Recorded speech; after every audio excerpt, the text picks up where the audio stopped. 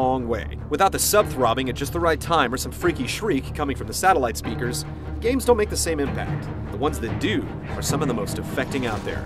Dead Space, one of those games. Set adrift on a mining station in the darkest reaches of space, it's a room-by-room struggle to survive.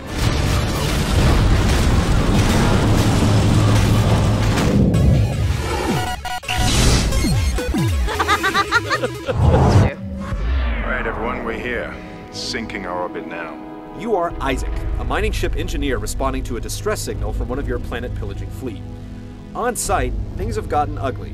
The ship is overrun by ghastly creatures and the crew has left cryptic messages. Isaac is quickly separated from his crew and a claustrophobic, lonesome trip down blood-streaked ship corridors begins. The feeling of isolation is akin to Metroid Prime. Communication comes in on-the-fly messages and the story is spilled out in an organic way. Cutscenes are minimal, leaving you immersed in the oppressive atmosphere. Voice acting is essential in cases like this, and it certainly carries the day. Abort! No! We can make it inside! Corporal, I gave you an order! It can be some powerful stuff, but those looking for a lot of exposition will undoubtedly get fidgety. It's more about the ambiance than the prose, so gauge accordingly.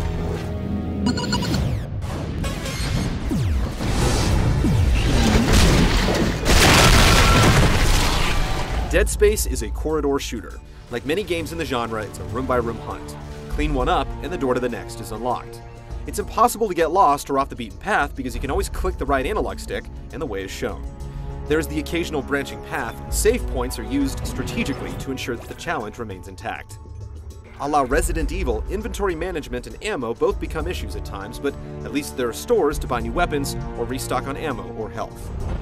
Instead of machine guns, grenade launchers, and sniper rifles, Isaac takes up the tools of his mining trade. The weapons are inventive and plentiful, and each one comes with an alternate firing method. There are saws, beams, and rock pummeling bolt guns. You can also upgrade Isaac's suit or weapons using benches scattered around the ship. When you've got armaments normally used to chip the crust of a planet, digging into flesh, you can guess the results.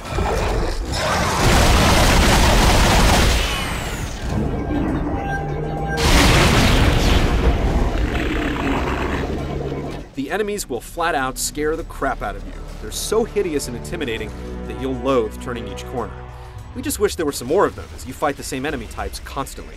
The best way to take them down is through dismemberment, and we feel like it could have been explored a bit more with a wider variety of creatures.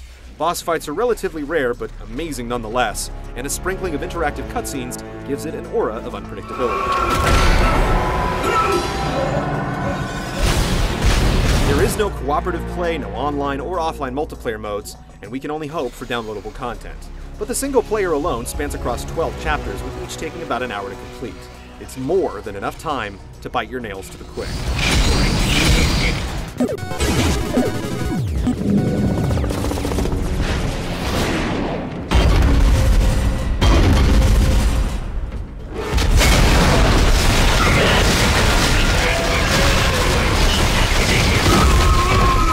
At its core, Dead Space plays like most third-person shooters. There's no cover system, and movement is handled with the left analog stick, while your view and aiming is controlled with the right. It's the small details that really set it apart. For starters, there's no heads-up display. Instead, all the important information you need is incorporated into the game's visuals. Isaac's health is displayed with a blue neon tube up his spine, and the menu system for using health or other items does not pause the game. It certainly ratchets up the intensity as you attempt to run away from enemies and find a hiding spot to use it, but customizable hotkeys for items would have definitely helped. On the upside, having no HUD, you're never pulled out of the desolate atmosphere. Shooting is the majority of the gameplay equation, but there's a lot more to wrap your head around. The stasis ability lets you slow down objects or enemies and must be used strategically for both puzzles and combat. Isaac also has kinesis that allows him to move objects remotely. Both are woven into the fabric of the game quite well and can be used for more than just the obvious. You also get to mix things up behind a turret, and there are several instances where you have to brave the cold reaches of space. These sections are some of the more challenging in the game, as it's easy to become disoriented and lose your direction.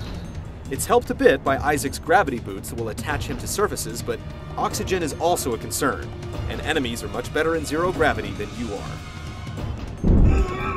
Speaking of which, the creatures aren't geniuses, but they're smart enough to navigate the entirety of the ship. They basically lock onto Isaac and keep coming until they're defeated. The quickest way to defeat them is through dismemberment, and that doesn't mean going for the head either. If you do that, enemies will often morph into alternate forms that are even more deadly. The weapons are designed with this in mind, and with one alternate fire simply changing slicing blows from horizontal to vertical, it's an interesting mechanic that makes you look at enemy encounters in an entirely new way. We love it. The final piece of the gameplay puzzle is close quarters combat. Just pray you never have to use it. Not only is it far too weak to be effective, just targeting an item box on the ground to stomp open can be hilariously difficult. Dead Space can feel a little clunky at times, but ironically, it only adds to the tension. Scrambling to sort through the in-game item list, trying to find the right health pack with aliens breathing down your neck, gets the heart racing, and the strategic dismemberment mechanic is a lot more than marketing jargon.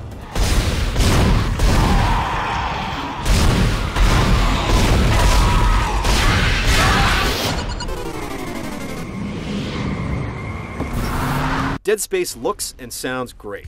There are so many subtle touches to the visuals that it manages to keep what could be a monotonous gray can of a spaceship from being so.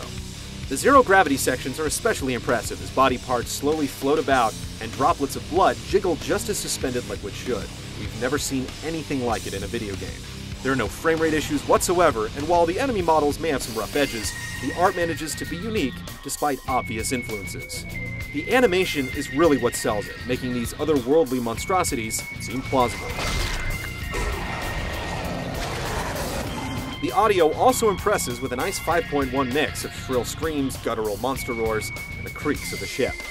This is one game that's 5 times more effective with the lights off and the surround sound cranked up, so go for it. We promise that it's worth whatever complaints you might get from the neighbors.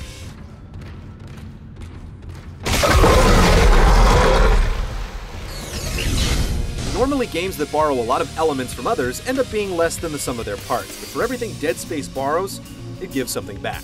The atmosphere is Metroid Prime and the structure is Resident Evil, but everything else is all its own. The strategic dismemberment, mixture of weapons and supernatural abilities, and relentless intensity make for a game that you'll be scared to keep playing, but won't want to stop.